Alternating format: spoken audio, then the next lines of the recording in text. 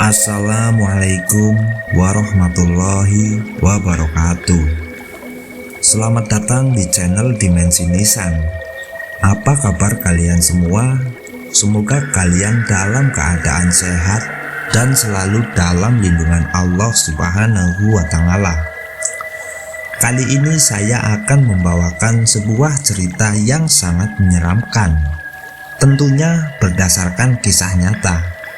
Siapkan diri kalian, siapkan mental, dan jangan lupa matikan lampu. Cerita ini berjudul Kutukan Darah Leluhur.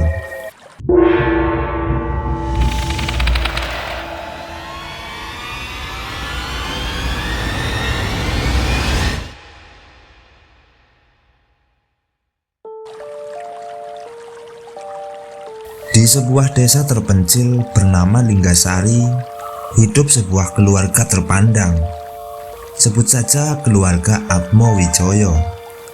Mereka dikenal sebagai keluarga kaya, terhormat, dan disegani sejak turun-temurun.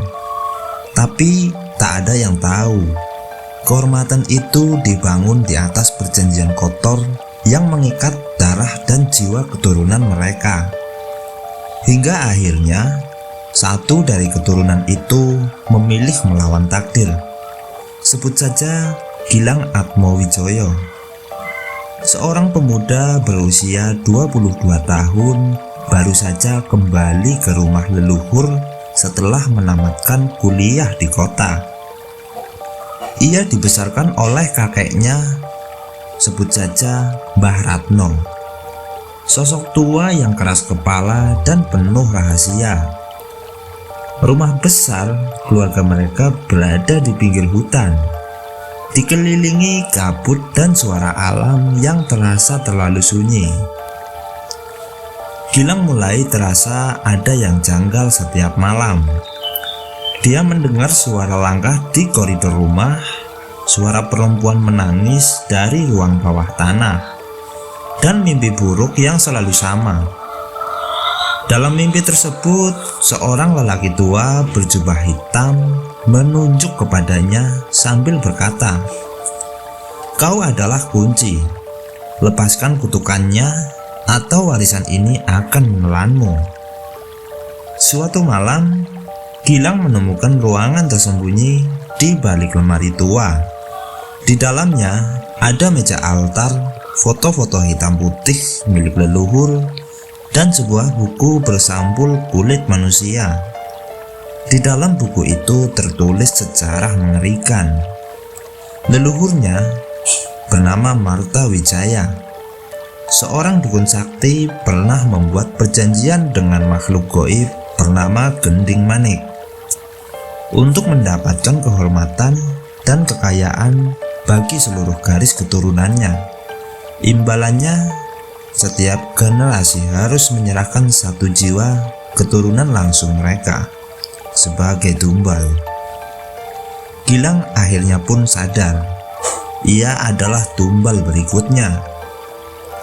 Setelah membaca buku itu, teror pun dimulai. Gilang dihantui oleh arwah keturunannya yang dulu dijadikan tumbal. Mereka muncul di cermin memanggil namanya dari balik tembok, dan bahkan mencoba membawanya ke ruang bawah tanah saat ia tertidur. Ia mencoba bertanya kepada Mbah Ratno, tapi sang kakek hanya berkata, "Diam, ini takdir kita. Jika kau melawan, maka semua akan binasa." Namun Gilang tak bisa menerima. Ia tahu satu-satunya cara untuk memutus kutukan adalah dengan cara membakar ikatan perjanjian dan menghancurkan simbol darah leluhur yang tertanam di bawah rumah. Tapi roh Gending Manik tidak tinggal diam.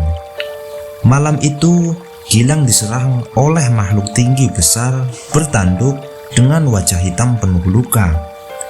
Makhluk itu berbisik di telinganya, "Jika kau hancurkan warisan ini, maka semua darahmu akan aku telan." Dengan tubuh penuh luka, Gilang membawa obor ke ruangan bawah tanah. Ikatan perjanjian tersebut pun mulai dibakar, dan jeritan jiwa-jiwa yang selama ini terperangkap menggema di seluruh rumah. Mbah Ratno mencoba menghentikannya, tapi arwah para tumbal muncul dan menarik sang kakek ke dalam api. Gilang menghancurkan simbol darah leluhur, sebuah keris berlumuran darah kering yang tertanam di pusaran tanah. Ketika keris itu patah, makhluk bernama Gending Manik pun muncul dan berteriak marah. Rumah berguncang, api dan suara tangisan terdengar bersahut-sahutan. Kau memutus janji leluhurmu, semua akan dibayar lunas. Namun dalam detik terakhir, cahaya menyilaukan muncul dari tubuh Gilang, lalu semuanya hening. Gilang terbangun di halaman rumah pagi hari. Rumah itu sudah tinggal puing. Tak ada lagi suara arwah, tak ada lagi kutukan. Tapi satu hal yang tak bisa ia lupakan. Seluruh silsilah keluarganya lenyap dari sejarah desa. Tak ada yang ingat siapa itu keluarga Atmowijoyo. Kini ia hidup sendiri, memulai hidup baru di luar desa. Tapi setiap malam ia masih sering bermimpi tentang seorang lelaki berjubah hitam yang terus memanggil namanya dari kegelapan. Gilang, warisan darah belum selesai. Setiap kehormatan yang dibangun dengan darah dan kutukan pasti akan berakhir dengan kehancuran, karena tidak ada kejayaan yang gratis di dunia ini, terlebih jika perjanjiannya dilakukan dengan kegelapan.